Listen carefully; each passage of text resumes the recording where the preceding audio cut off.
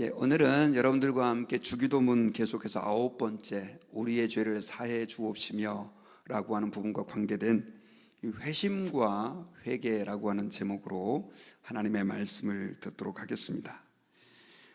2007년도이니까 지금으로부터 한 15년 전이네요. 그때 서울의 월드컵 상암 경기장에서 한국교회 부흥 100주년 기념 행사가 열렸습니다. 평양에서 1907년도에 정말 엄청난 부흥이 있었거든요. 평양 시내 전체가 주일날 가게문을 닫고 예배를 드릴 정도로 평양에서 사람들이 회심하고 하나님께 돌아오는 엄청난 역사가 있었습니다. 이걸 기념하는 행사였던 것이죠. 그때 이 상암 경기장에 한 10만 명의 성도들이 모였습니다. 그때 설교자가 누구였냐면 한국교회에서 존경을 받고 있는 옥하는 목사님이셨어요. 그런데 이 목사님이 그날 무슨 설교를 했냐면 회개에 대한 설교를 하신 겁니다. 그러면서 이분이 막 강단에서 외쳤습니다. 여러분, 많은 교회가 지금 세상에게 존경받지 못하는 이유가 무엇입니까? 그것은 우리가 제대로 하나님께 회개하지 않고 거짓된 회개를 하기 때문입니다 라고 하면서 우리는 진실하게 회개해야 합니다, 이렇게 목에 핏대를 세우시면서 목사님이 외쳤습니다. 그때 많은 성도들이 큰 은혜를 받게 되었죠. 나중에 이 사건이 있고 나서 이 이벤트가 있고 나서 그 기독교 신문사 기자가 옥하는 목사님을 찾아갔습니다. 그래서 목사님에게 이렇게 여쭤봤죠. 목사님, 아니 왜 그렇게 큰 잔칫날 하필이면 회개를 말씀하셨습니까? 이렇게 물어봤습니다. 그때 목사님이 이렇게 말씀을 했다고 합니다. 아니 이렇게 중요한 자리에, 이렇게 중요한 시간에 제가 저의 얘기를 해서는 안 되지 않겠습니까? 하나님이 주시는 말씀을 저는 전하고 싶었습니다. 그래서 간절하게 그걸 위해 기도를 했는데 계속해서 주님이 제게 주시는 그 부담은 회개에 대해서 전파하라는 것입니다. 아무리 내가 기도를 해봐도 하나님은 우리 한국교회가 회개해야 된다라고 하는 그 메시지를 전하기를 원하셨습니다. 하지만 그 메시지를 전하는 것은 제게 너무 큰 어려움이었습니다. 이런 고백을 기자에게 했다고 합니다. 여러분, 회개다라고 하는 설교는 전하는 사람도 힘들고 듣는 사람도 불편합니다. 왜냐하면 우리의 삶의 방향을 지적하는 것이고 그것이 잘못되었다라고 고치라고 하는 메시지이기 때문에 그렇습니다. 더더군다나 오늘날 불과 15년 전에도 그것이 힘들고 어려웠다고 한다면 오늘날은 아마 더 힘들고 어려운 설교의 주제가 회개가 아닐까 하는 생각이 듭니다. 특별히 여러분, 이민교회는요, 어떤 성도들이 아예 노골적으로 목사님에게, 목사님, 우리 살기도 힘든데 여기서 먹고 살고 서바이벌 하기에 정신이 없는데 회개하라, 그런 메시지 불편합니다. 좀 권면과 위로가 되는 메시지를 전해주세요. 아주 이렇게 직접 얘기하는 분들도 있습니다. 다행히 저는 그런 얘기 한 번도 안 들었어요, 감사하게도. 그런데 여러분, 이 회개라고 하는 주제는 우리가 별로 듣고 싶어 하지 않은 주제이지만 예수님께서는 이 회개를 무척 많이 강조하셨습니다. 특별히 여러분, 우리가 이제 계속해서 주기도문 말씀을 듣고 있는데 우리의 죄를 사하여 주옵시고 라고 하는 이 주기도문에 우리의 죄를 사해달라고 하는 이 기도를 하라는 것은 예수님이 우리에게 회개를 계속해야 된다, 회개해야 된다라고 하는 것을 강조하고 있는 것입니다.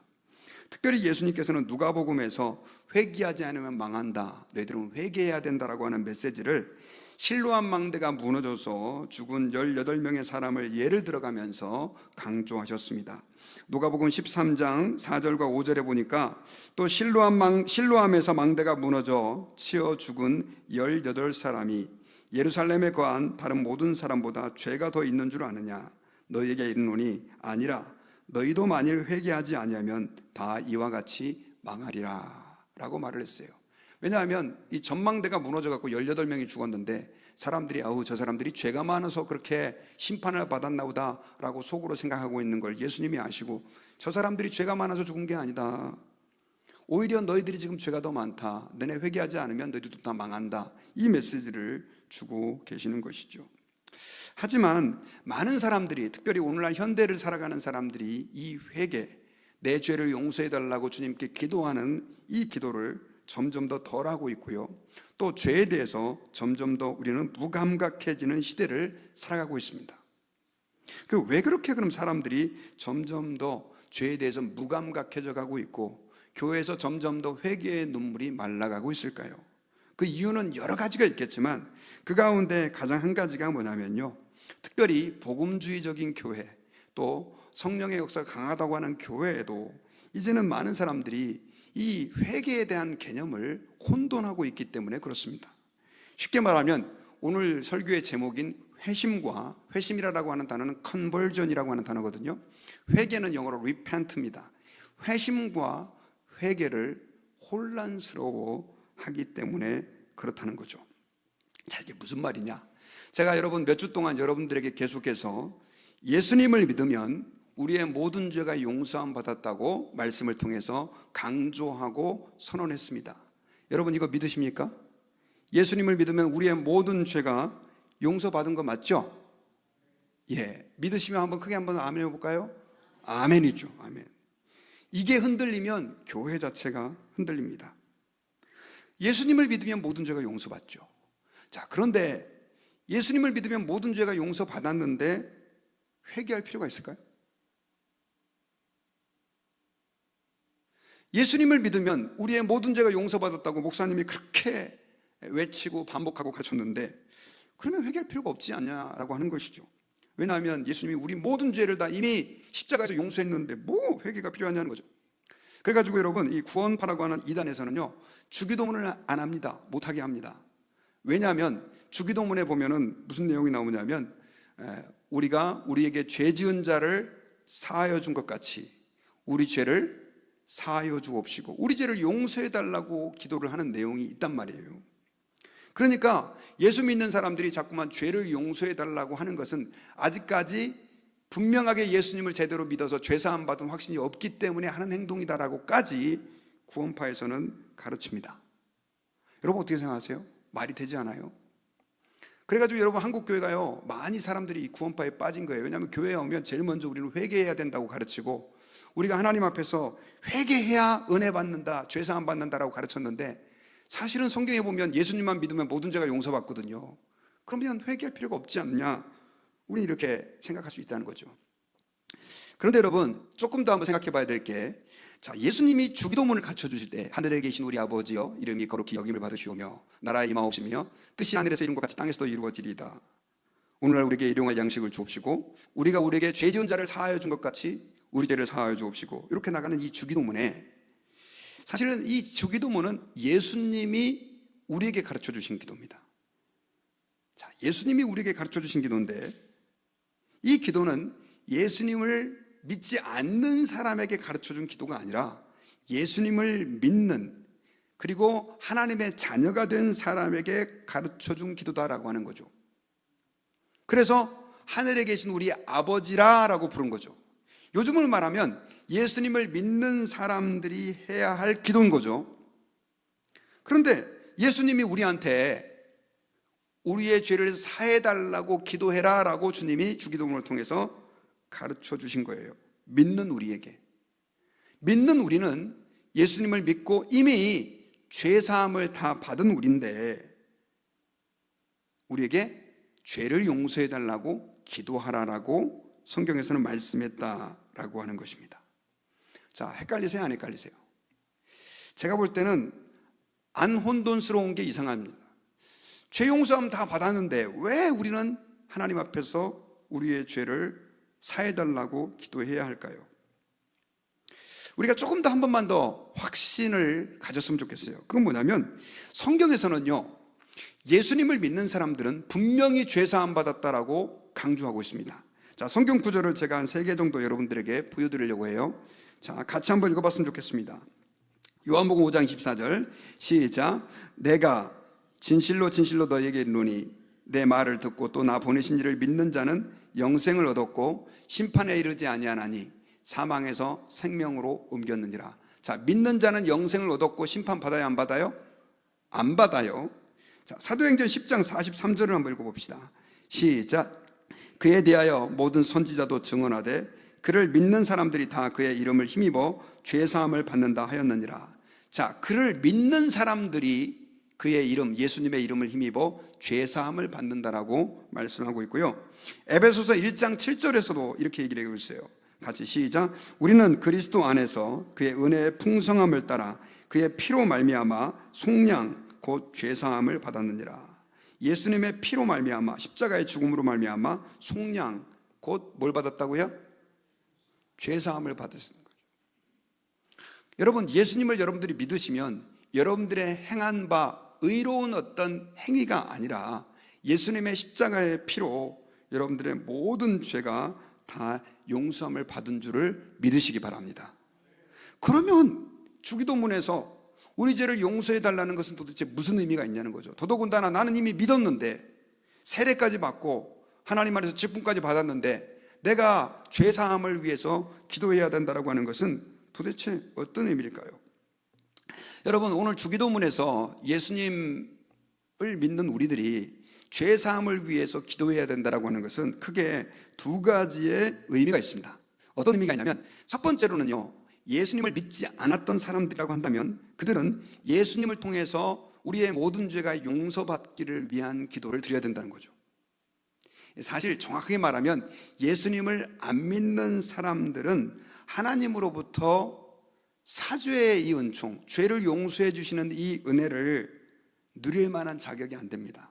왜냐하면 예수 그리스도를 믿어야만 우리는 그 예수님의 십자가의 죽음으로 인해서 우리의 심판받아 마땅한 죄가 예수님과 함께 연합됨으로 인해서 예수님의 죽음이 나의 죽음, 예수님의 부활이 나의 부활이 되어서 우리가 하나님 앞에서 죄사함 받고 또 하나님의 자녀가 되는 거죠.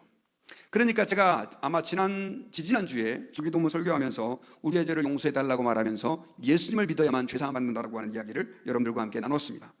이 예수님을 믿음으로 얻는 이 죄사함, 이거는 사실 일생에 하나님 따라해 봅시다. 우리 손을 올려서 딱 한 번이면 된다. 딱 한 번이면 되는 거예요. 예수님을 한 번 믿으면 그 사람은 그의 모든 죄가 용서받습니다. 그래서 여러분, 회개하시고 예수님을 믿으세요 라고 하는 이 회개는 사실은 예수님을 믿으라 라고 하는 의미, 영어로는 conversion, 그리고 한국말로는 조금 더 자세히 번역하면 회심이라고 하는 단어죠. 회심이다 라고 하는 것은 일생에 한 번이면 됩니다. 그리고 그 회심은 우리의 인생의 방향을 세상 쾌락을 위해서, 나의 만족만을 위해 살아가던 인생이 이제는 내 인생의 방향을 하나님께로 바꾸는 컨버전, 회심인 거죠. 그래서 예수님을 내 마음의 구주로 믿는 사건이 너무나 위대하고 하나님 앞에서 가치 있다는 것입니다. 여러분들이 만약 예수님을 여러분들의 마음의 구주로 진짜로 영접하셨다고 한다면 여러분은 이미 회심한 거예요. 그리고 여러분들의 모든 죄가 용서함 받은 거예요. 이걸 믿으시길 바랍니다. 그런데 여기서 우리 모든 죄가 용서함 받았다라고 하는 것은 잘 기억하세요. 여러분들의 예수님을 믿음으로 여러분들의 모든 죄가 용서함 받았다는 것은 구체적으로 말씀드리겠습니다. 여러분들이 과거에 지은 죄, 또 현재 짓는 죄, 또 앞으로 지을 죄까지 이미 다 용서받은 줄을 믿으시기 바랍니다. 근데 제가 말씀을 준비하면서요, 인터넷에서 이 구절을 가지고 그 설교를 하는 목사님들의 여러 설교를 좀 들어봤어요. 근데 상당히 위험한 주장을 하는 분들이 많이 계세요. 어떤 주장을 하는 분들이 계시냐면, 특별히 장로교 목사님들 중에서 예수님이 십자가에서 우리의 과거의 죄와 현재의 죄까지 다 청산해서 우리 죄를 용서해 주신 것은 인정한다. 하지만 미래의 죄까지 십자가에서 죽으셨다? 나는 이거 동의 못해 라고 가르치는 분들이 의외로 많더라고요. 정통 복음주의 신학자라고 하는 분들 중에서도. 여러분들 어떻게 생각하십니까? 자, 예수님을 믿어도 미래의 죄까지 용서받은 것은 아니다 라고 가르치는 분들이 있다는 거죠.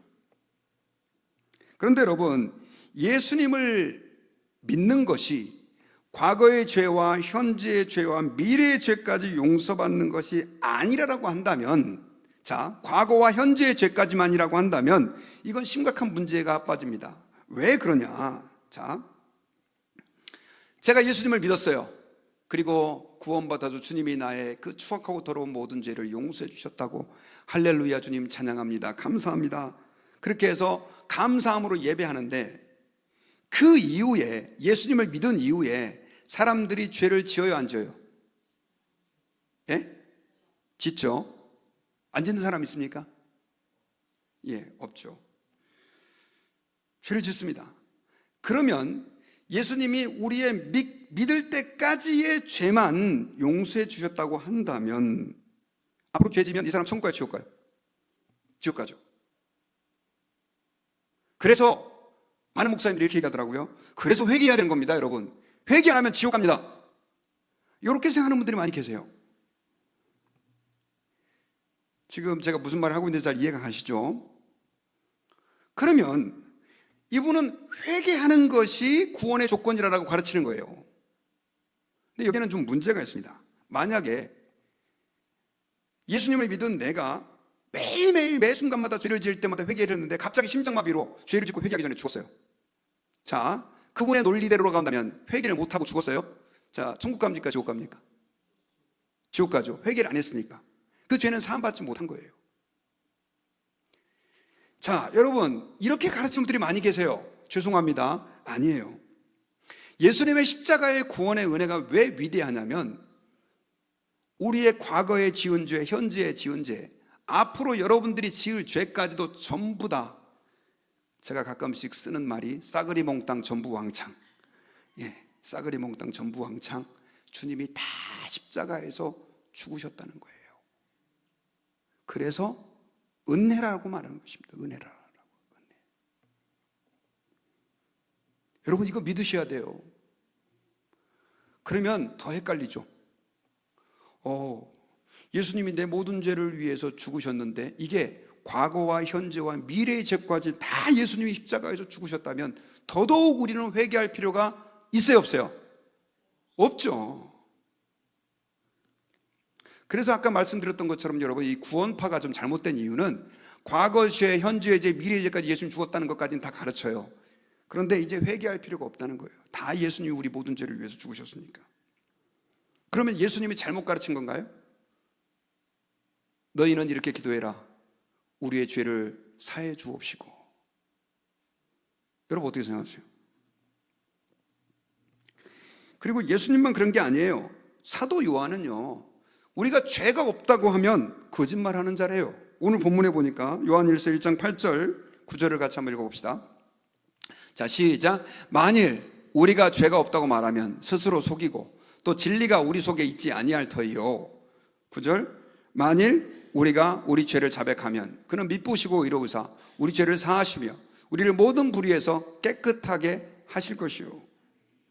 자, 여기서의 그 8절 다시 한번 보여주세요.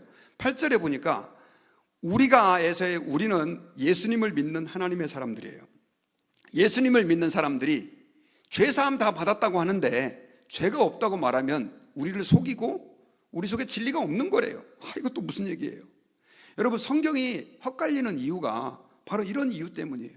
언제는 분명히 목사님이 설교할 때는, 또 로마서를 읽어볼 때는 주님이 우리의 모든 죄를 다 용서하셨다고 하는데 여기 보니까 또 죄가 없다고 하면 또 스스로 속이고 거짓말하는 자라고.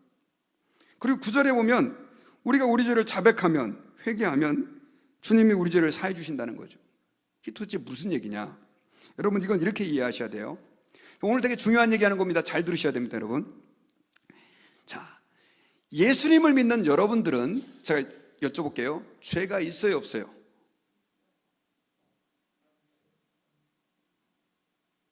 너무 어려운 질문입니까? 여러분, 죄인이세요, 죄인이 아니세요? 네, 죄인이죠. 저한테 한번 물어보세요. 목사님, 죄가 있으세요, 없어요? 예, 저 죄인입니다. 저 죄인이에요. 이게 정확한 우리의 인식, 자기 인식입니다. 만약에 저 죄 없으면 저는 죄 없습니다, 이렇게 얘기하는 사람이 있다고 한다면 이 사람은 거짓말하는 사람입니다. 죄 있어요. 그러면 예수님을 믿는 사람들은 모든 죄가 사함 받았다고 하는데 죄가 있다고 한다면 이거 우리 천국 못 가는 거 아니에요? 구원 못 받는 거 아니에요? 하나님 자녀 안 되는 거 아니에요? 혼돈스러우실 것 같아서 말씀드리는데요, 예수님을 믿어서 죄사함을 받는다라고 하는 것은 어떤 의미냐면, 여러분들이 비록 죄를 지었지만, 앞으로도 죄를 지을 거지만, 예수님이 이미 그 모든 죄를 위해서 십자가에서 값을 치러주셨기 때문에 이걸 죄로 인정하지 않는다는 뜻이에요.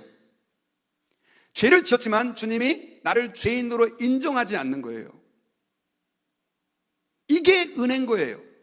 내가 하나님 앞에 죄를 지었지만 주님이 나를 죄인으로 인정하지 않는 거예요. 그리고 또 한 가지는요, 예수님을 믿는 사람들이 그 은혜를 알고도 정신이 회가닥해가지고요, 죄를 짓습니다. 갑자기 감정에 치우쳐가지고 하지 말아야 할 말들을 하고, 해서는 안 될 행동을 하는 거예요. 안 해야 된다는 걸 알아요. 그런데도 불구하고 울컥해가지고 실수하고, 정신 못 차리고 있다 죄 짓고, 이런 일들이 얼마나 많은지 모릅니다. 근데 감사한 건 뭐냐면, 주님이 그 모든 우리의 죄를 이미 십자가에서 청산했다고 말하고 우리를 죄인이라고 인정해 주지 않는 거예요.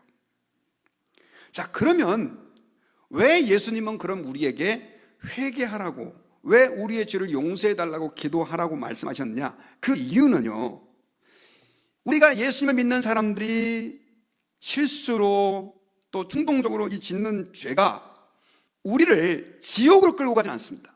그리고 하나님의 자녀였다가 너 죄 지었어? 오늘부로 취소야, 이런 건 아니지만, 그러나 하나님의 백성, 하나님의 자녀가 죄를 지을 때 이건 하나님에게 영광이 되지 않아요. 그리고 우리 예수 믿는 사람들도 덕이 안 되는 거예요. 그래서 하나님은 우리가 연약하여 범죄할 수 있는데, 죄를 안 지어야 되는데도 불구하고 연약하여 범죄할 수 있는데, 그때 우리가 하나님 아버지 앞에 우리가 짓는 그 죄에 대해서 회개를 하라라고 하는 의미예요. 자, 조금 더 쉽게 말씀을 드리겠습니다. 하나님의 자녀들이 죄를 지을 수 있어요. 안 지어야 되지만 죄를 지을 수 있어요, 약해서. 그러나 그 죄는 우리를 지옥으로 끌고 가지 않습니다. 그러나 그 죄는 하나님의 영광을 가리고 우리의 그리스도인으로서, 하나님의 자녀로서의 위신을 떨어뜨려요. 그래서 하나님은 그 죄에 대해서 회개하라고 명령하고 있고, 만약 우리가 회개하지 않는다면 벌을 내리세요. 이것이 하나님 앞에서 우리 모든 죄가 사함을 받았지만 계속해서 회개해야 할 이유입니다. 성경에서는 여러분 상당수 많은 부분들을 여기에 할애하고 있어요. 그래서 우리 히브리서 12장 8절에 보면은요, 이런 말씀이 있습니다. 징계는 다 받는 것이오늘 너희에게 없으면 사생자요 친아들이 아니니라. 자, 하나님이 하나님의 자녀들을 징계하신다는 거예요. 여러분 이거 믿으십니까? 징계해요. 여러분들의 자녀들이 말 안 들면 징계하잖아요. 때리기도 하고 화장실에 가두기도 하고, 요즘 미국에서는. 예전에는 제가 보니까 그 어린아이를 추운 겨울에 밖에다가 물통을 벗겨갖고 밖에다가 막 세워놓고 막 그러더라고요. 하여튼 그렇게 징계를 하죠. 하나님도 우리가 하나님의 자녀가 되었다 할지라도 우리가 범죄했을 때는요, 그 죄가 우리를 하나님과의 관계에서 자꾸만 멀어지게 만들고 우리를 점점 더 세속화되게 만들기 때문에 우리를 쳐서 징계한다는 사실을 여러분 기억해야 합니다. 그러니까 나의 모든 죄가 용서받아서 구원받아 주의 자녀가 되었지만 하나님의 매는 여전히 있다라고 하는 것이죠. 다윗이 대표적인 예입니다. 다윗은 하나님의 선택한 왕이었고요, 하나님이 보실 때 의롭다 그렇게 인정하실 정도로 괜찮은 왕이었습니다. 그런데 그가 밧세바와 간음하는 죄를 짓습니다. 그 죄를 짓고도 깨달지 못하고 있을 때 하나님은 나단 선지자를 보내서 그의 죄를 책망하죠. 그리고 나서 다윗이 회개를 했을 때 하나님은 그 죄를 용서해 주셨습니다. 그런데도 불구하고 나단 선지자를 통해서 다윗에게 네 집안에 칼이 끊이지 않을 것이다 라고 하는, 그리고 네가 몰래 밧세바와 간음을 했지만 그러나 하나님은 너를 백주 대낮에 너의 아내들을 많은 사람들이 보는 앞에서 성폭행을 당하게 할 것이다, 이런 예언을 했어요. 그리고 실제로 그것이 그 아들 압살롬의 반역을 통해서 성취되고 자식들이 칼로 죽이는 그런 엄청난 징계를 다윗이 받습니다. 여러분, 좀 불편한 얘기지만 여러분들이 예수님을 믿고 구원받아 하나님의 자녀가 되었다 할지라도 범죄하잖아요. 하나님의 매가 있습니다. 그래서 우리는 어떻게 되느냐, 죄를 지을 때마다 하나님 앞에 이 죄를 두려워해야 되고 이것을 가지고 하나님께 철저하게 회개하면서 주님 앞에서 사죄의 은혜를 구해야 돼요. 사실 여러분, 우리가 범죄할 수밖에 없다는 것을 하나님은 알아요. 그리고 우리가 회개하는 것을 주님은 기다리고 계시는 것이죠. 회개를 하지 않게 되면 우리는 우리가 짓는 죄가 얼마만큼 심각한 문제가 있는지를 잘 깨닫지 못하고 점점 더 죄의 수렁 속으로 빠져버리고 결국 우리가 멸망할 수밖에 없다는 것입니다. 그래서 여러분, 예수님이 이런 우리가 구원받은 백성, 하나님의 자녀라 할지라도 예수님을 통해서 모든 죄가 사함받았다 할지라도 계속해서 회개해야 된다라고 하는 것을 제자들의 발을 씻겨주면서 예수님이 설명해 주셨어요. 예수님이 십자가에 잡히시기 바로 전날 밤 유월절 만찬을 제자들과 하기 전에 사실은 누가 먼저 이 대야에다가 물을 떠서 발을 씻겨줘야 되는 게 유대인들의 정결 의식인데 아무도 그걸 안 하려고 그래요. 그래서 예수님이 그 대야에다가 물을 떠가지고 허리에 수건을 두르고 제자들의 발을 씻기려고 그러는데 베드로가 그때 예수님 지금 무슨 짓 하십니까? 아이고, 어떻게 예수님이 이런 일을 합니까? 라고 말렸어요. 왜냐하면 그런 일은 종들이나 하는 일이었기 때문에 그렇습니다. 그때 예수님께서 내가 너의 발을 씻기지 않으면 너는 나와 상관이 없다, 이렇게 얘기를 한 거예요. 그러니까 이게 무슨 말이에요? 베드로가 이렇게 씻기는 게 중요한가 보다, 그래가지고 항상 오버하지 않습니까? 그러니까 이렇게 예수님에게 말합니다. 예수님, 그러면 온몸을 다 씻겨주세요, 이렇게 얘기를 해요. 그때 예수님께서 이런 말을 합니다. 한 번 목욕한 사람은 발만 씻으면 된다 하면서 발을 씻겨줘요. 참 어려운 얘기죠. 여러분, 이 스토리는 무엇을 말씀하고 있냐면요, 목욕했다라고 하는 것은 예수님을 믿음으로 과거의 죄와 현재의 죄와 미래의 죄가 다 법적으로 용서함 받았다는 의미예요. 한 번만 하면 되는 거예요. 그거는 여러분, 세례를 2번, 3번 받는 분들 계시죠? 잘못하는 겁니다. 한 번만 받으시면 되는 거예요. 죄사함 받고 구원받는 건 한 번의 사건, 컨버전으로 끝나는 겁니다. 회심이죠. 그런데 여러분, 만약에 목욕을 했다 할지라도 길을 가다 보면 발이 더러워지잖아요. 사실 우리야 뭐 요즘 매일 하루 아니면 이틀에 한 번씩 샤워를 하지만 옛날에 저희 어렸을 때만 해도요, 여러분, 추석 때, 구정 때 목욕탕 가서 목욕 한번 하는 거 말고는 거의 목욕 안 했지 않습니까? 그 당시 물이 흔하지 않은 나라였기 때문에 뭐 유대 배경에서는 그렇게 이해할 수 있어요. 그래서 목욕을 했다 할지라도 온몸이 깨끗하지만 이 세상을 가다 보면 발에 특별히 샌들 같은 걸 신고 있었기 때문에 먼지 같은 게 묻지 않습니까? 그래서 이 유대인들은 꼭 남의 집에 들어가면 종들이 대야를 가져다가 발을 씻겨주는 게 예의였어요. 마찬가지로 예수님이 내가 너의 발을 이렇게 씻기는 것처럼, 여기에 뭐 여러 가지 많은 의미가 있었지만 너희들은 매일 나에게 나와서 회개해야 된다라고 하는 것을 주님께서 가르쳐 주셨고요. 만약에 네가 이 발을 씻기지 않는다면 나와 상관이 없다. 이 상관이 없다라고 하는 단어는 헬라어로 메레스라고 하는 단어인데, 이 메레스라고 하는 것은 몫을 차지하는 거예요. 좀 쉽게 말하면 죄를 짓고도 회개하지 않으면 주님으로부터 주시는 은혜와 그 풍성한 선물들을 받아들일 수 없다는 뜻이에요. 조금 더 심하게 말하면 하나님의 백성으로서의 특권을 잃어버린다는 뜻입니다. 여러분, 오늘날 그런 일들이 얼마나 많습니까? 만약에 자녀를 이제 다 키우신 분들도 계시고 키우고 있는 분들도 계시지만, 애가 만약에 죄를 지어요, 나쁜 짓을 했어요. 그럼 엄마한테 잘못했다고 빨리 빌어야 되는데 얘가 안 빌고 계속해서 고집을 부린다. 그러면 부모 입장에서 이거 참 힘들죠. 그리고 그에게 주는 용돈부터 시작해서 친절, 이런 것들을 다 한동안 끊어버립니다. 왜냐하면 얘가 회개하고 돌아오라고. 신앙생활하는 우리에게도 마찬가지입니다. 우리가 하나님 아버지 앞에서 신앙생활할 때 우리가 살다가 죄를 지을 수 있다는 것 주님이 압니다. 그러나 하나님 앞에서 그 죄를 그저 우리가 방관하고 내버려 뒀다고 한다면, 아까 말씀드렸던 것처럼 오해해서 예수님이 내 모든 죄를 위해 십자가에 죽으셨는데 뭐 하면서 내버려 둔다고 한다면, 여러분, 하나님의 징계의 매가 우리에게 닥쳐진다는 것입니다. 그리고 하나님으로부터 주시는 풍성한 은혜, 매일매일 주시는 평강, 또 삶의 그 모든 은혜들이 하나님 앞에서 싹 주님이 뒤로 걷어 가신다는 사실을 우리는 기억하고, 혹시나 우리가 범죄했다고 한다면 우리는 바로바로 회개하고 하나님 아버지 앞에서 자백해야 합니다. 사실 여러분, 아까 자녀가 엄마에게 죄를 지은 얘기를 했지만 엄마의 입장에서는요, 이 자녀를 이미 용서했어요.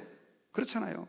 걔가 와서 단지 그 죄를 인정하고 그 죄가 잘못됐다는 것을 부모님에게 고백하고 했을 때, 주님은 이미 모든, 그 엄마는 그 모든 그 혜택과 자녀에게 주는 사랑을 다시 회복할 마음의 준비가 다 돼 있는 거죠.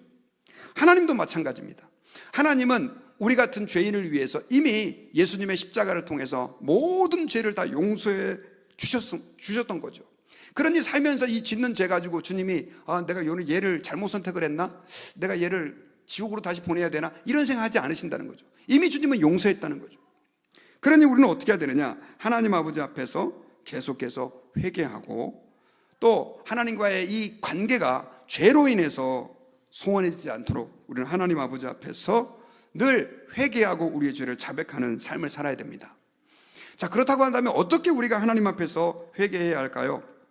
자, 오늘 이 말씀에 보면, 오늘 요한일서 1장 아까 우리 다시 한 번만 봅시다. 우리 9절 한번 다 같이 한번 보겠습니다. 자, 한번 같이 읽어봅시다. 시작. 만일 우리가 우리 죄를 어떻게 하면, 자백하면 그는 미쁘시고 의로우사 우리 죄를 사하시며 우리를 모든 불의에서 우리를 깨끗게 하실 것이요.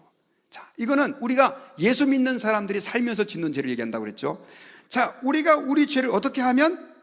자백하면. 여러분, 자백이라는 게 뭡니까? 자백할 때 주님은 그것을 회개로 받아들이신다는 거죠. 자백이다라고 하는 것은요, 내가 죄인입니다, 내가 이러이러한 행동을 했습니다라고 고백하는 거예요. 여러분, 혹시 여러분들은 그런 거 배우셨나요? 우리가 인간관계 안에서 누군가에게 뭘 잘못했을 때 사과하는 방법. 사실 우리 옛날 어르신들, 우리 한국의 어르신들은요, 무조건 잘못했습니다 하고 손 빌면 자백했다고 용서해줘요. 하지만 그것은 좋은 의미에서의 그 사과는 아닙니다. 요즘 많은 심리학자들이 또 일반 사람들이 가장 내 마음을 풀어주는 그 사과에 대해서 연구를 했는데, 그 사과는 뭐냐면, 제가 만약에 너무 화가 나가지고 개선은 안 될 사람에게 막 성질을 내고 욕을 했잖아요. 죄를 분명히 진 거죠. 이 사람 기분이 너무 나빠요. 그럼 어떻게 해야 되느냐? 잘못했어요, 이게 아니라는 거죠. 이렇게 고백해야 되는 거예요.